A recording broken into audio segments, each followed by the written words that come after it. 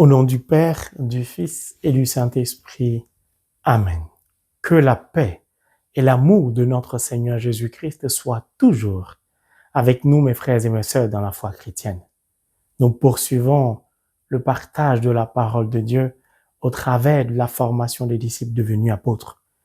Et pour cela, nous allons prendre le livre de Saint Jean, chapitre 15, le verset 16, qui dit, et je cite, « Ce n'est pas vous qui m'avez choisi, c'est moi qui vous ai choisi et institué pour que vous alliez, que vous portiez du fruit et que votre fruit demeure, si bien que tout ce que vous demanderez au Père, en mon nom, il vous l'accordera. » Nous allons aborder le deuxième volet, de porter du fruit au travers d'une vocation, au travers de la formation des disciples devenus apôtres. Car tout baptisé est un potentiel apôtre, envoyé missionnaire. Nous savons très bien que Dieu, l'être suprême au monde, a rendu son amour visible, palpable, en la personne de Jésus-Christ, mon maître à penser, l'Emmanuel, Dieu est avec nous. C'est donc l'amour de Dieu en la personne du Christ qui a choisi les disciples devenus apôtres, les a formés, les a établis, institués, puis les a envoyés. Envoyés, le Christ leur a certifié qu'ils porteront du fruit. Ça veut dire que le Christ, avant même de les choisir, avait un projet pour eux, un cap à fixer pour eux, un but à atteindre, un objectif à réaliser. Cet objectif, ce but, c'est de porter du fruit en abondance. Mon frère, ma sœur, tout baptisé est donc un potentiel envoyé. Le Christ a un projet certain pour tout baptiser. C'est une évidence. Si le baptisé accepte le changement de statut, accueille le projet du Christ, c'est-à-dire la mission que le Christ désire lui confier, suit le processus dont j'ai parlé dans l'enseignement précédent, s'attache au Christ, s'attache à la parole de Dieu, médite la parole de Dieu jour et nuit, ce baptisé-là, cet envoyé-là, cet apôtre-là, portera certainement du fruit. C'est le Christ qui le dit. Alors on va essayer de comprendre. C'est quoi porter du fruit au travers d'une vocation, au travers d'une mission que le Christ désire nous confier ou nous a confié, en scrutant la formation des disciples devenus apôtres.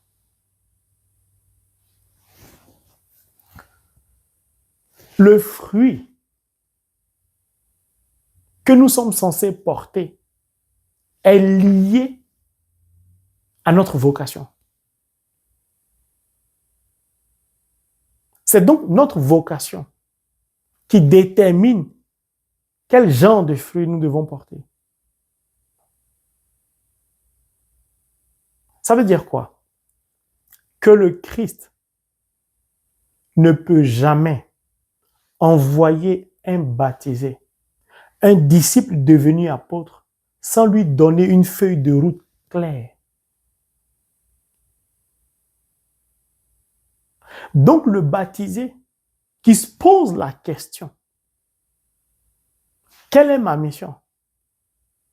Où Dieu m'attend? Qu'est-ce que je dois faire? N'a pas totalement tort, mais n'a pas totalement compris que ce n'est pas lui qui a un projet, c'est Dieu. Ce n'est pas lui qui souhaite accomplir sa mission, c'est le Christ qui souhaite que le baptisé accomplisse sa mission, la mission que le Christ désire lui confier. Or, si le Christ ne vous donne pas votre feuille de route, comment allez-vous exercer votre vocation?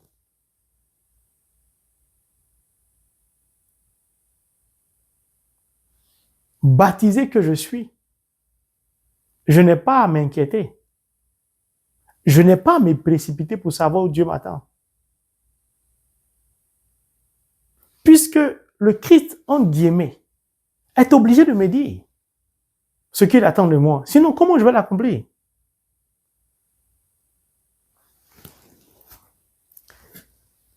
Prenons Matthieu chapitre 10, le verset 8, qui dit, je cite, le Christ dit aux disciples devenus apôtres, guérissez les malades, ressuscitez les morts, purifiez les lépreux, chassez les démons. Les disciples devenus apôtres n'ont pas jeûné pour connaître leur vocation. Ils n'ont pas crié à Dieu toutes les nuits pour connaître leur vocation. Ils ne sont pas allés voir un prophète pour lui demander, Dieu m'attend où? Franchement, il dit, quelle est ma mission? Quelle est ma vocation? Je veux savoir où Dieu veut que j'exerce. Je dois exercer dans quoi? Dans la charité, dans quoi? Ce n'est pas mauvais. Mais ça montre simplement qu'on n'a pas encore compris la parole en profondeur. Celui qui a un projet pour moi, qui désire que je réalise son projet, s'il ne me révèle pas le projet, comment je peux le réaliser?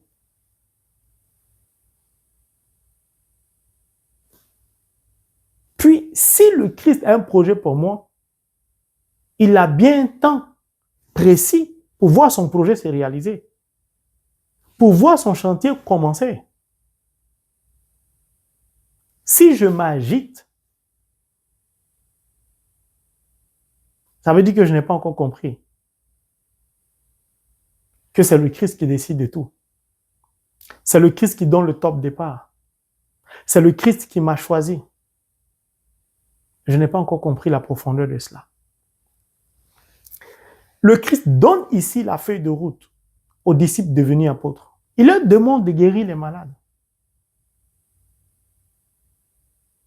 Ça veut dire que les disciples devenus apôtres seront confrontés à des cas de maladie.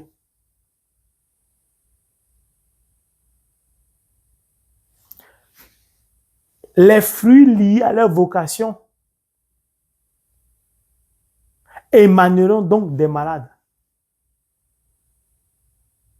S'il n'y a pas de malades, il n'y a donc pas de fruits. S'il n'y a pas de fruits, la vocation est nulle et de nul effet. Je recommence. Si Jésus-Christ ne vous donne pas une feuille de route, vous ne pouvez pas exercer votre vocation. Vous ne pouvez donc pas porter du fruit. Si le Christ vous donne une feuille de route, comme c'est le cas ici, Matthieu 10, verset 8, pour les disciples devenus apôtres, leur fruit, le résultat de leur vocation sortira de leur feuille de route.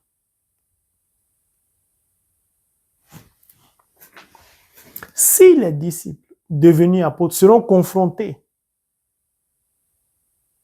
à des figures ou à des cas de maladie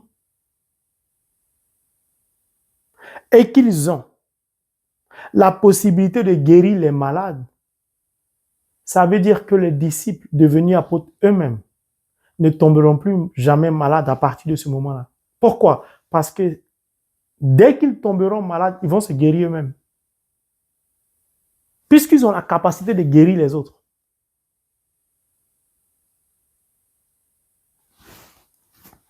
Ressusciter les morts.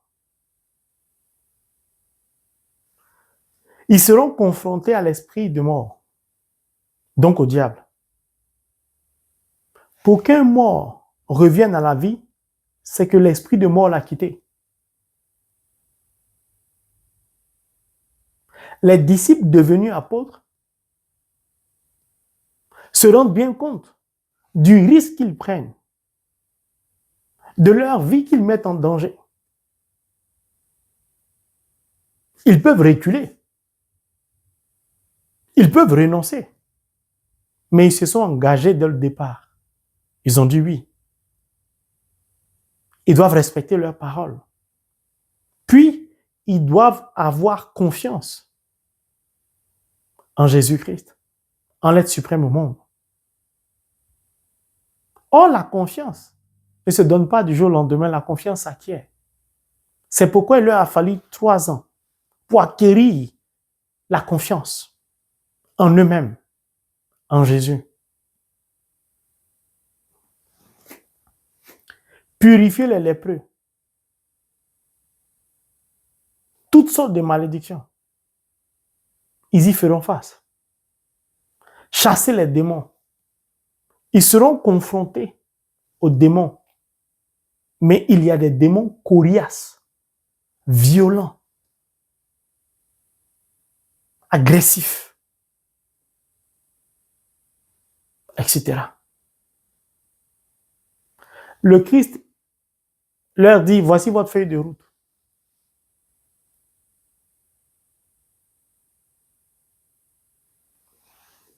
De ce fait, nous pouvons tout de suite comprendre que la guérison, par exemple, sera le fruit de leur vocation. La résurrection sera le fruit de leur vocation. Les lépreux purifiés, guéris, fruit de leur vocation. Les démons qui seront chassés, c'est-à-dire des âmes qui seront libérées, fruit de leur vocation. Ça fait quand même peur. Il y a des risques. C'est même dangereux. Pourquoi? Si nous regardons dans la parole de Dieu, les enfants de celui qu'on appelle les fils de Sheva, ils ont voulu plaisanter avec le diable en imitant Saint Paul. Le diable s'est aperçu à un moment donné que ceux-là n'avaient pas la capacité de le vaincre. Il les a poursuivis, il les a frappés, il les a molestés, il les a brutalisés. Il les a blessés de partout. Donc on ne plaisante pas avec le démon. Il faut être sûr de soi.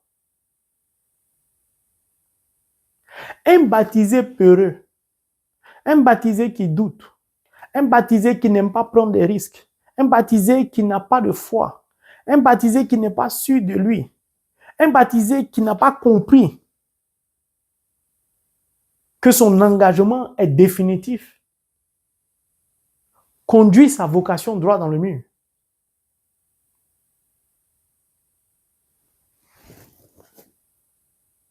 Est-ce que le Christ peut mettre la vie des enfants de Dieu, des baptisés en danger?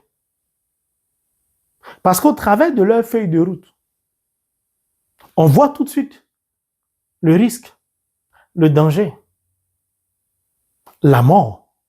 Parce que le diable, l'esprit de mort, tu l'as raté, il ne va pas te rater. Le sorcier, tu l'as raté, il ne va pas te rater. Le serpent, tu veux le tuer, tu le rates, lui, il ne va pas te rater avec son venin. Est-ce que le Christ, lui qui est la figure visible, palpable, de l'amour de Dieu invisible, peut-il mettre les baptisés que nous sommes en danger? On va prendre le livre de Luc, chapitre 10, à partir du verset 18, pour avoir la réponse. Jésus leur dit, « Voici, je vous ai donné le pouvoir de fouler aux pieds serpents et scorpions et toute la puissance de l'ennemi, et rien ne pourra vous nuire. » Lorsque le Christ envoie un baptisé en mission, confie une mission à un baptisé, envoie les disciples devenus apôtres, en leur donnant une feuille de route claire, précise, mais comportant des dangers. Le Christ, étant la figure visible de l'amour de l'être suprême au monde, prend soin de veiller à ce que la vie des baptisés ne soit jamais exposée à la perte, à la mort, à l'échec. Je recommence. Mon frère, j'aime la parole de Dieu. Suis-moi bien, je t'en supplie. Jésus a donné une feuille de route aux disciples devenus apôtres. Ils doivent guérir les malades, ressusciter les morts, purifier les lépreux, chasser les démons. Jésus leur dit, « Je vous ai donné le pouvoir de pouvoir accomplir votre feuille de route, la mission que je vous ai confiée. Je vous ai revêtu de l'autorité divine que j'ai reçue de mon Père pour vous permettre d'accomplir votre vocation. » Alléluia. Mon frère, ma sœur, ça veut dire que baptisé que je suis, par mon baptême, j'ai dit oui au Christ. Je me suis engagé avec le Christ. Je n'ai plus à me soucier de quoi que ce soit. Parce qu'à partir de ce moment-là, ma vie ne m'appartient plus, car elle ne relève plus de moi, mais de Jésus, de l'amour. L'amour ne tue pas. Le roi David a fait tuer le mari de la maman de Salomon en le mettant en première ligne au front, en guerre. Pourquoi on le tue? Il a fait exprès. Parce qu'il voulait sa femme. Ça, ce n'est pas l'essence de l'amour qui agit comme ça. Jésus ne peut jamais agir comme ça. Tout baptisé est donc d'avance protégé par le Christ. Le Christ prend toujours soin de sécuriser la vie des envoyés, de ses apôtres, des baptisés.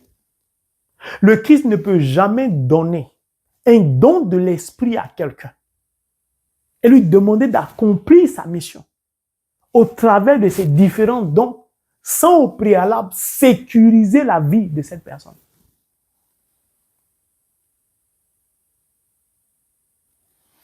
Je vous ai donné le pouvoir de fouler aux pieds serpents et scorpions et toute la puissance de l'ennemi, et rien ne pourra vous nuire.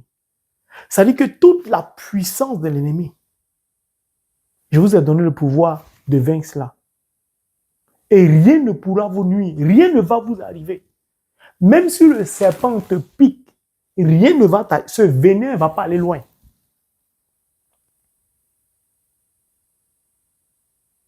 L'autorité dont me révèle le Christ, la cuirasse dont me révèle le Christ, la sécurité absolue dont je bénéficie ne dépend plus du Christ qui me l'a donné, mais de ma foi. Si je doute, lorsque le serpent me pique, le venin me tue. Si je crois en ce que le Christ m'a dit, Même si le serpent me pique, je n'ai pas peur. Je fais comme Saint Paul, je secoue la main, le serpent tombe. Puis je continue ma route.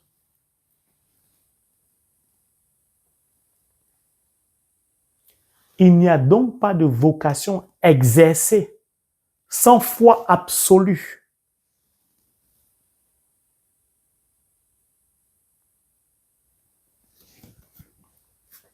Feuille de route, sécurisation des envoyés. Ils peuvent donc partir.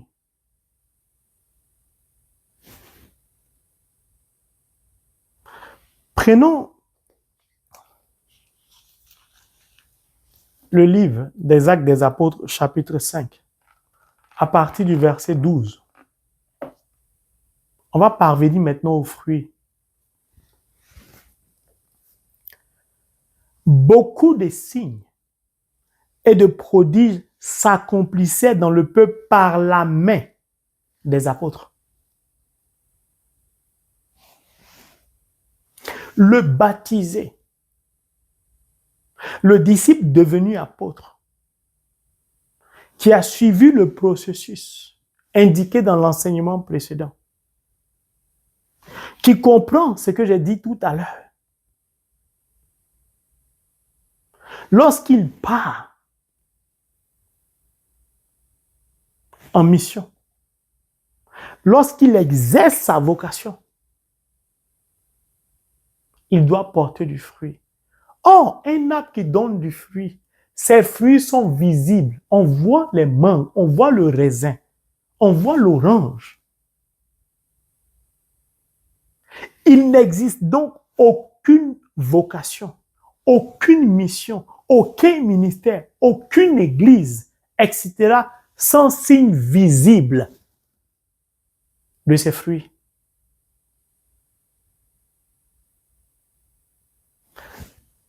Relativement à la feuille de route des apôtres, des miracles, des signes, des prodiges. Je recommence. Beaucoup de signes et de prodiges s'accomplissaient dans le peuple par la main des apôtres.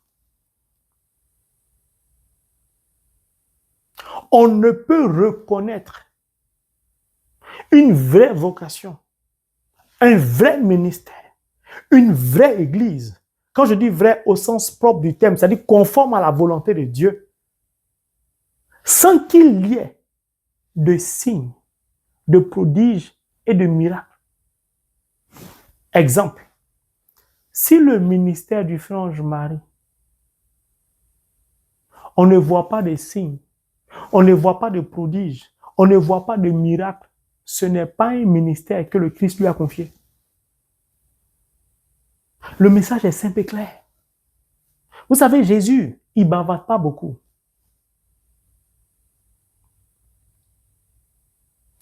Gloire soit rendue à Dieu,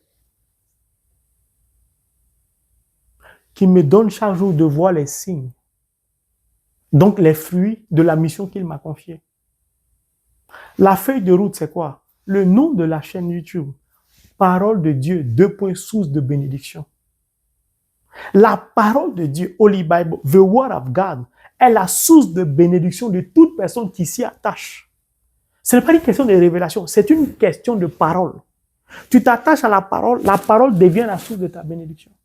C'est-à-dire la parole transforme ta vie, bouleverse ta vie. Et chaque jour que Dieu fait, je reçois des témoignages. Frère Ange-Marie, au travers de la chaîne que Dieu t'a confiée, de la parole que tu partages, j'ai pris conscience de l'importance de m'attacher à la parole de Dieu. Maintenant, je lis la Bible chaque jour, ce que je ne faisais pas avant. Et ma vie a beaucoup changé. Je suis devenu beaucoup plus calme. Maintenant, je prie, je sais comment prier. Je vois les fruits. Ceci et cela. Tous les témoignages, quasiment, que je reçois, sont toujours liés à la parole de Dieu. Ce sont donc les signes visibles. Ce sont les fruits liés à la feuille de route que Dieu m'a confiée. Il m'a dit de prêcher la parole, de faire connaître son Fils, le Fils de l'homme à l'humanité. C'est tout ce qu'il m'a demandé.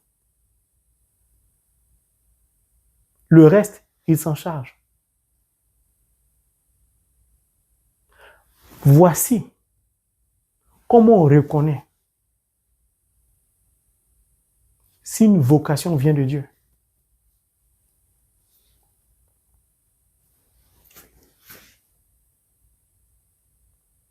Il ne s'agit pas des gens qui vont prendre des pouvoirs. Si quelqu'un prend un pouvoir quelque part et crée une église, un ministère, je sais, etc., vous allez constater que cette personne-là est beaucoup attachée au bien matériel. Parce que c'est ce qui l'a poussé à aller prendre des pouvoirs en se servant de la parole de Dieu. C'est lui qui a été envoyé par Dieu, choisi par le Christ, a déjà renoncé à lui-même. Donc, il ne peut en aucun cas s'attacher au bien matériel. Donc, un serviteur de Dieu, fût-il prêtre, pasteur, servant, qui prend son téléphone, qui appelle un fidèle pour lui dire, ça fait 6 mois, tu payes ta dîme. Pourquoi le 7e mois dans lequel nous sommes, tu n'as pas payé ta dîme? Tu as perdu ton travail? Ou bien tu as faussé mes calculs? Je comptais sur toi, je n'ai pas pu faire telle chose. Quand est-ce que tu as payé la dîme du 7e mois et la dîme du 8e mois? C'est une personne qui n'a pas été envoyée par Dieu. Ou si elle a été envoyée par Dieu, elle n'a pas compris sa propre vocation, cette personne.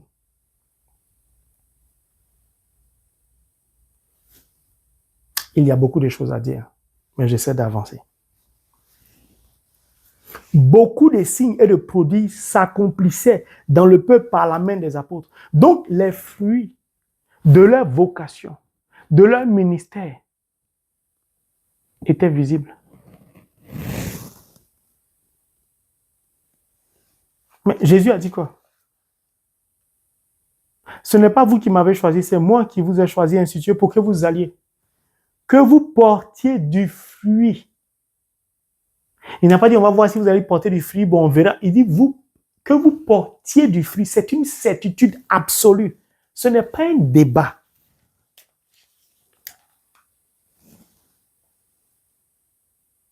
Comme un baptisé qui a suivi ce processus, qui a reçu une feuille de route, dont la vie a été au préalable sécurisée par le Christ, qui a accepté de partir, peut s'inquiéter, peut douter, peut ne pas porter de fruits.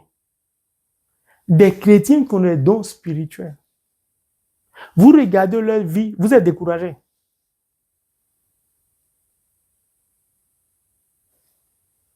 Vous mettez des cas concrets au devant de ces personnes. Des cas qui correspondent à leur don spirituel, à leur feuille de route. Il n'y a aucun résultat. Tu as le don de la résurrection des morts. Quelqu'un meurt. Tu regardes le mort, tu regardes les gens, et puis tu te dis, si j'ai dit au nom de Jésus, lève-toi, que la personne ne se lève pas, c'est la honte sur moi. Ça veut dire que tu n'as pas encore compris ta vocation. Tu as le don d'enfantement.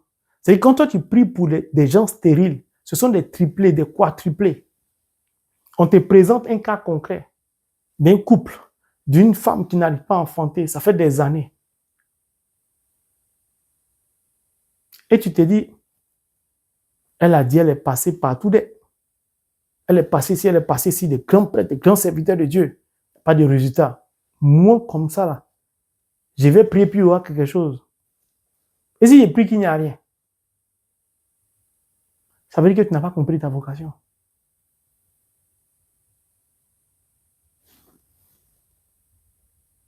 C'est simple. Je dis bien, tout baptisé doit accomplir quelque chose.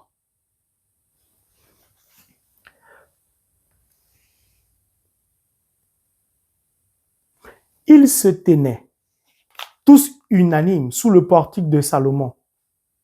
Mais personne d'autre n'osait s'agréger à eux. Le peuple faisait pourtant leur éloge et des multitudes de plus en plus nombreuses d'hommes et de femmes se ralliaient par la foi au Seigneur. Voici des fruits. C'est-à-dire qu'une multitude d'hommes et de femmes se convertissaient avec la foi.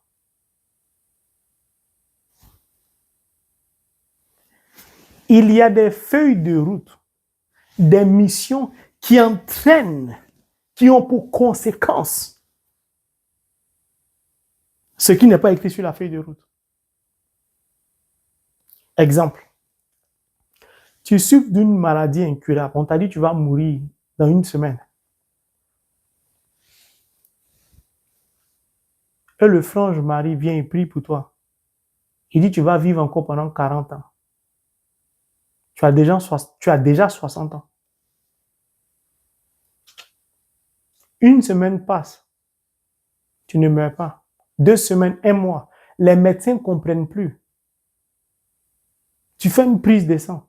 Les résultats de la prise de sang attestent que tu n'as jamais été malade. Quand toi-même le malade guérit, tu sors de là. On n'a pas besoin de te parler. Tu cherches la route d'une église pour te faire baptiser. Tu te convertis.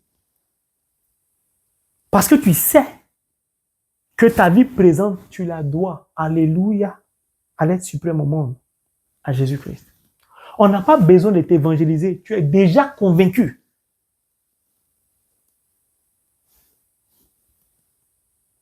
Ce sont les conséquences de la mission. Et le Seigneur a dit, guérissez les malades. Voici la conséquence de la guérison. Non seulement la guérison est le fruit, mais quand tu consommes ce fruit,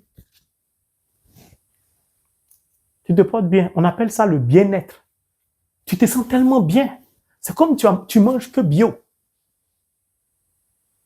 C'est la conséquence. Si quelqu'un est mort, un milliardaire, il est mort jeune à 40 ans. On s'apprêtait à le mettre en terre. Tu dis arrêtez, déposez le cercueil. Ouvrez le cercueil. Tu lèves les yeux au ciel. Et puis tu appelles le mort, sort. Il sort. Et puis tu dis donnez-lui de l'eau à boire. Le milliardaire, il va te donner toute sa fortune. C'est-à-dire que tu étais pauvre, toi le serviteur, tu es devenu riche à la seconde. Mais ce milliardaire, on n'a pas besoin de lui prêcher la parole pendant 1 heure. C'est fini pour lui, c'est sa conversion directement. S'il n'était pas converti. S'il était converti, il devient un instrument de témoignage à la gloire de Dieu. C'est-à-dire que toute sa vie, il se promène pour dire, tout le monde a vu qu'il était mort.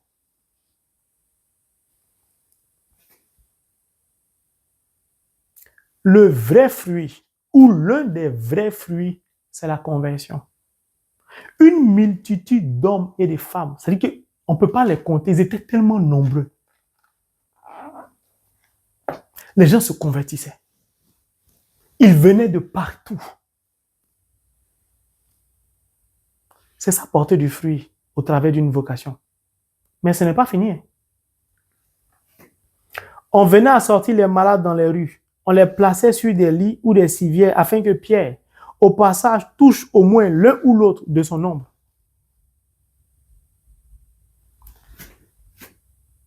C'est-à-dire, il y a un niveau de spiritualité que lorsque tu l'atteins, c'est fini. On ne peut plus contre toi. C'est-à-dire, c'est fini. Or, pour atteindre ce niveau, il faut avoir commencé au début.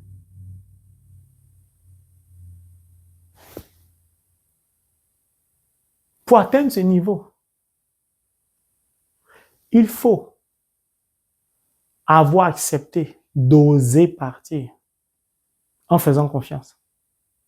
À force d'exercer, à force de pratiquer, à force d'accomplir sa mission, sa vocation, on finit par atteindre ce niveau-là. Ce niveau-là est tellement violent que tu peux accomplir ce que Jésus accomplissait. Tu peux même accomplir plus que ce que Jésus accomplissait quand il a pris la condition charnelle. On en venait a aligné des malades au bord de la route, en espérant que lorsque Pierre, le frange-maçon, va passer, Pierre va passer, son ombre qui va recouvrir les malades. Tous ces malades-là seront guéris.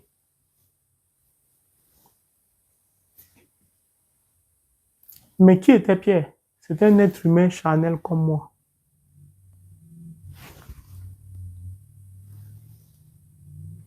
À ce niveau spirituel-là, tu n'as plus besoin d'évangéliser tous les jours pour que ta feuille de route s'accomplisse. Jésus leur a dit, guérissez les malades. Ils ont tellement exercé leur vocation que leur être est devenu la vocation. C'est-à-dire, la mission s'est confondue à l'être de Pierre. La mission des disciples devenus apôtres s'est confondue aux apôtres. Les apôtres ne subsistaient plus que si ce n'est au travers et par leur vocation. C'est ça le vrai renoncement. Quand on renonce à soi, on n'est plus soi. Si on n'est plus soi, on est qui? On est le Christ. Si je renonce à moi au profit de quelqu'un d'autre, je ne suis plus moi, je suis la personne.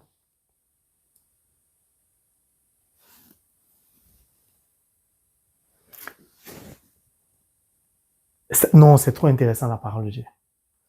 Quand Pierre passait, tous ces malades qui étaient alignés là, on ne savait pas s'il y avait des musulmans, des francs-maçons, des païens, etc.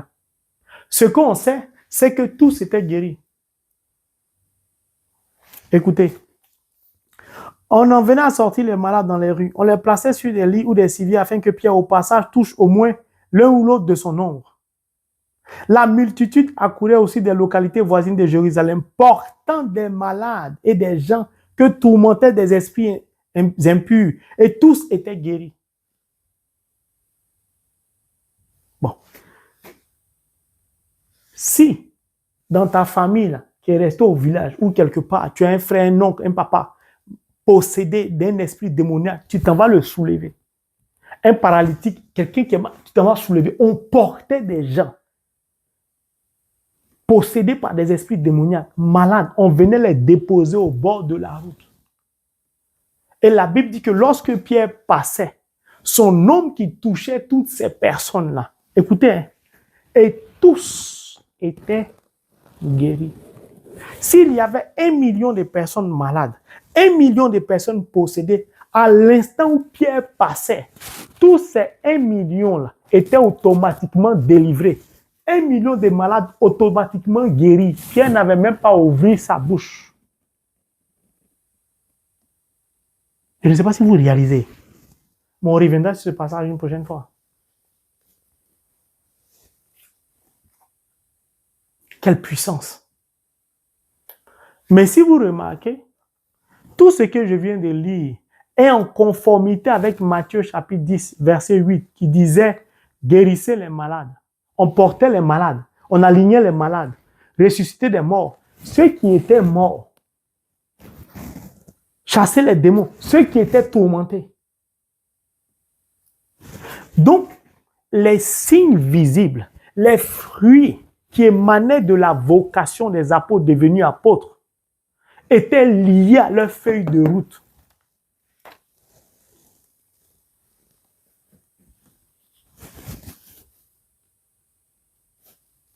On ne nous a pas dit que des stériles enfantaient. Ça n'était pas sur leur feuille de route. Mais ça pouvait être un effet collatéral si la stérilité était liée à une maladie, à une possession démoniaque. La personne guérie pouvait être fécond ou féconde. Alléluia, mon frère. Et bien que d'en parler, j'en ai la chair de poule. Au jour d'aujourd'hui, excusez-moi la tautologie, vous avez déjà entendu ça? Qu'un homme ait passé son nom à guérir 1 million de malades.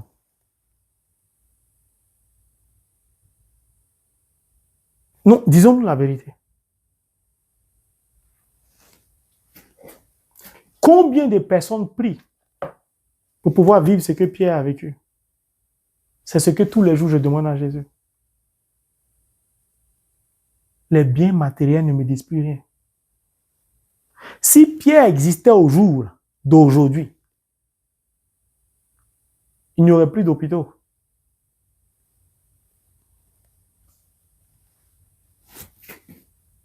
Le monsieur n'est pas encore venu. On aligne les malades. Quand il passe, mais avant d'arriver à ce stade-là, il a commencé comment? Si vous repartez en arrière, Actes chapitre 3, il se rendait au temple avec Jean. Il y avait un paralytique, paralysé depuis près de 40 ans. Ils se sont approchés de lui. L'or et l'argent n'en a pas. Ce qu'on a, on te donne. Au nom de Jésus, lève-toi. Pourquoi à ce moment, l'ombre de Pierre n'a pas guéri le paralytique? Parce que la vie spirituelle, ce n'est pas une course, c'est une marche. Cette marche-là ne dépend pas de nous. Tout ce qui dépend de nous, c'est que nous devons simplement nous mettre en mouvement. Le reste ne relève plus de notre compétence. Petit secret encore. Chaque fois qu'un baptisé ose accomplir sa vocation, Dieu l'élève. Au fur et à mesure il avance, Dieu l'élève. Puis arrivé à un moment, Dieu n'a plus besoin de l'élever parce qu'il a atteint le paroxysme. À partir de ce moment, le baptisé, l'apôtre, fait ce qu'il veut. Tout ce qu'il fait ou fera, exaucé. Mais Pierre et Jean ont dit quoi au paralytique? L'or et l'argent, nous n'en avons pas. Ils commencent par certifier qu'ils ont renoncé à leur vie, aux pièces sonnantes et trébuchantes, aux biens matériels. Ils ont renoncé à tout pour posséder tout. Alléluia. Ils ont renoncé au monde terrestre pour posséder le monde céleste.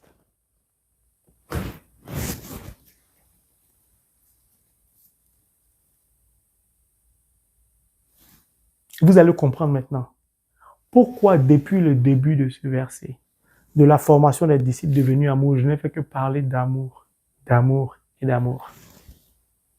Christ est la personne physique de l'amour de l'être suprême au monde. Tout ce que j'ai dit dans l'enseignement précédent, ce que je viens de dire maintenant, n'a de sens que par amour. Je vais vous dire pourquoi. Celui qui médite ma parole jour et nuit est comme un arbre planté près du ruisseau, qui en sa saison donne du fruit, dont le feuillage ne flétrit point. Alléluia, Somme 1, partie du verset 2, 3. Un arbre ne se plante pas lui-même. Un arbre qui donne du fruit ne se nourrit pas lui-même de son fruit. Donc, il donne du fruit, pourquoi alors? Pour les autres. Donc, tout le processus que j'ai indiqué dans l'enseignement précédent, la souffrance qu'un arbre endure, tous les sacrifices du baptisé, des disciples devenus apôtres, n'étaient pas pour eux. C'était pour leurs prochains, pour les autres, pour nous aujourd'hui. Regardez un arbre. Celui qui médite ma parole nuit et jour est comme un arbre planté. Un arbre, il est planté, même s'il est près d'un ruisseau, dans la nature. Donc il subit quoi? Les effets du soleil, du vent, de la pluie, ouragan, hurricane, tout ça. Il subit ça. Toute cette violence que l'arbre subit, ce n'est pas pour lui, c'est pour les autres. Mais qu'est-ce qui se passe? L'arbre est lié à ses racines. Le baptisé est lié au Christ. Ce qui se passe à l'intérieur de l'arbre, on ne voit pas la sève d'un arbre. La nourriture que les racines portent à l'arbre lui-même, au cœur de l'arbre, ne sont pas visibles à l'œil nu. Tout se fait à l'intérieur de l'arbre. Et pourtant, les fruits de l'arbre sont visibles. Ça veut dire que la relation d'un chrétien à Jésus-Christ est une relation intérieure d'abord et silencieuse. Cette relation personnelle et personnalisée à la parole de Dieu, au Verbe qui s'est fait chair, se fait dans le silence. Cette relation n'est visible que par ses fruits, par les signes, par notre transformation. Donc tout chrétien qui veut entrer dans une intimité avec le Christ, qui bavade beaucoup, qui au moindre songe, à la moindre vision, à la moindre révélation, se pavane, se promène pour raconter à tout va. Voici ce que j'ai vu en songe, voici ce qu'on m'a révélé, voici ce que j'ai eu en vision, n'a rien compris de la spiritualité, de l'intimité avec le Christ, de l'intimité avec la parole de Dieu. N'a rien compris. Quand la pluie frappe l'arbre, le vent, les tornades, vous avez déjà entendu un arbre murmurer? Non. Il murmure toujours à l'intérieur. La souffrance d'un baptisé, d'un envoyé est toujours intérieure et non extérieure. Mais tout ce que l'arbre subit, il accepte de subir tout ça. Pour qui? Pour les autres. Le chrétien qui n'a pas compris que sa vie n'a de sens que pour combler les autres a échoué dans sa vocation.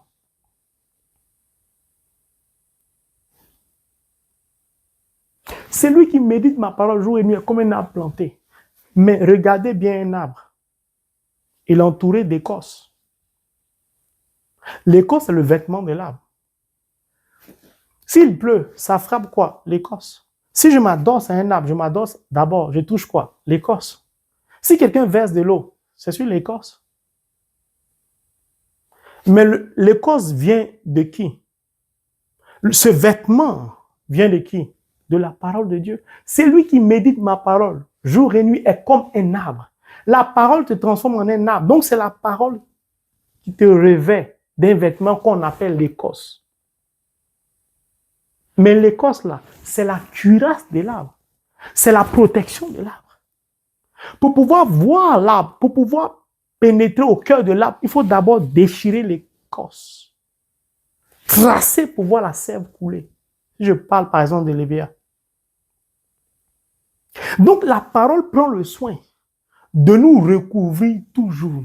La parole est comme un bouclier qui nous enveloppe, qui nous protège de toutes sortes de catastrophes, d'attaques du diable, de malédictions, de misère, de stérilité, de souffrance quelconque, de difficultés quelconque. La parole est comme un bouclier.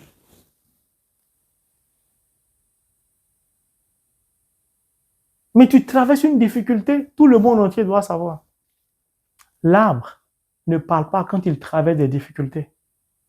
Harmattan, neige, il est silencieux. L'arbre va jusqu'à perdre ses feuilles en automne. Des branches tombent. Mais l'arbre ne parle pas. Vous avez vu ce qui se passe en Californie? Le feu n'arrête pas de consumer tous les arbres, tout. Mais les arbres sont debout, mais ils sont calcinés. C'était le cas de Job. Son arbre était calciné par le diable. Mais qui a fait repousser les branches de Job? C'est Dieu. Qui lui a redonné des enfants à la fortune? C'est Dieu. Parce qu'un arbre, il subit tout, il ne parle pas. Ce qui nous tue, ce qui nous empêche d'atteindre le niveau de Pierre, c'est parce que nous bavardons beaucoup, nous murmurons beaucoup. Nous avons du mal à garder beaucoup de choses que Dieu nous révèle intérieurement. On a besoin de se faire voir.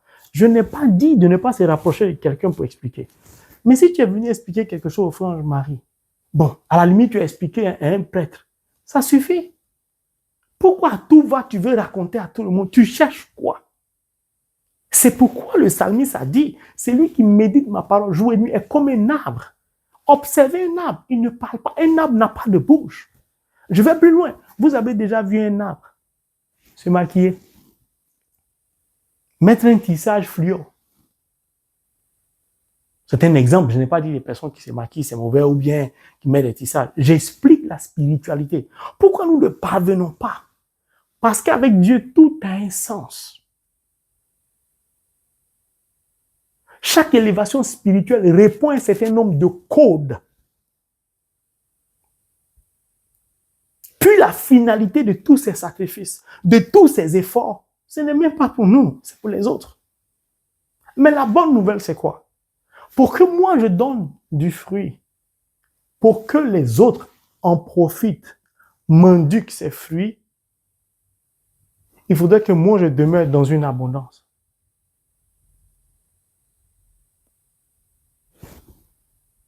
Donc la bénédiction ne peut pas passer outre moi, passe d'abord par moi, avant que les autres en bénéficient. Lorsque le Franche Marie va au Mexique, en Israël, Fatima, Lourdes, je parlais le mondial, en Allemagne, en Belgique, Basilique 500, la Vierge des pauvres, ce n'est pas pour moi. C'est pour les abonnés. C'est pour les membres de la famille Cœur Sacré. C'est le Christ qui me demande cela. C'est la Vierge Marie qui m'invite. Parfois, j'abandonne ma famille. Parfois, on se serre la ceinture pour que je puisse partir en pèlerinage. Mais tous ces efforts consentis, les nuits que je prends au Saint-Sacrement pour méditer et prier le rosaire, ce n'est pas pour moi, c'est pour les autres. C'est pourquoi vous voyez les fruits.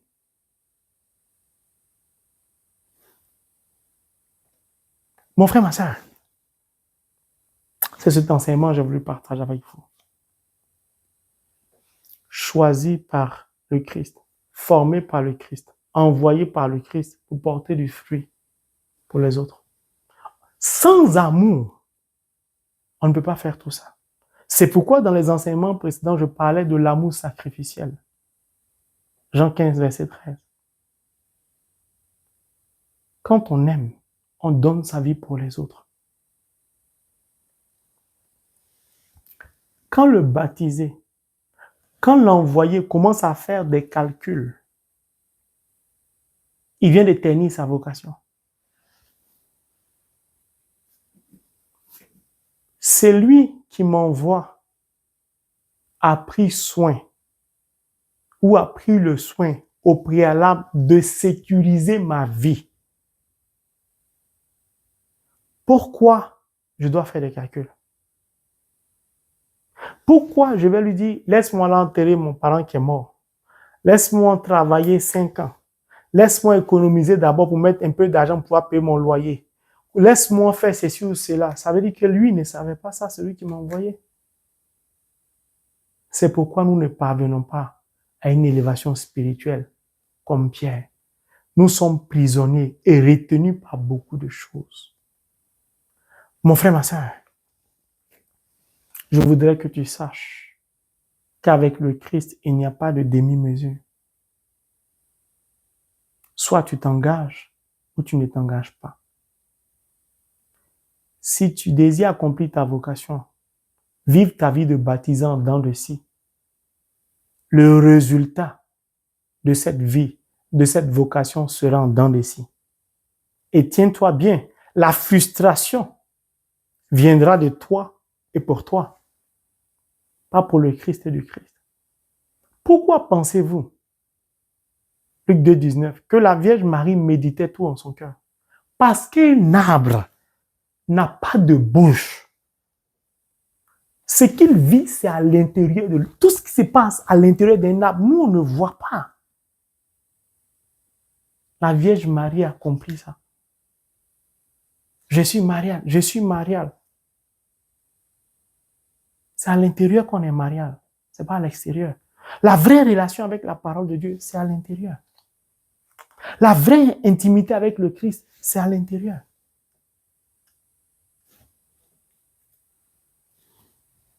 Que Dieu nous donne remplis de son Esprit Saint, d'accomplir notre vocation en tant que baptisés, de porter du fruit à la gloire de Dieu le Père, en reposant sur le Christ, sur la parole, en nous laissant conduire uniquement par la parole, dans l'obéissance, dans une foi absolue, dans la crainte éternelle de l'être suprême au monde, in the name of Jesus Christ.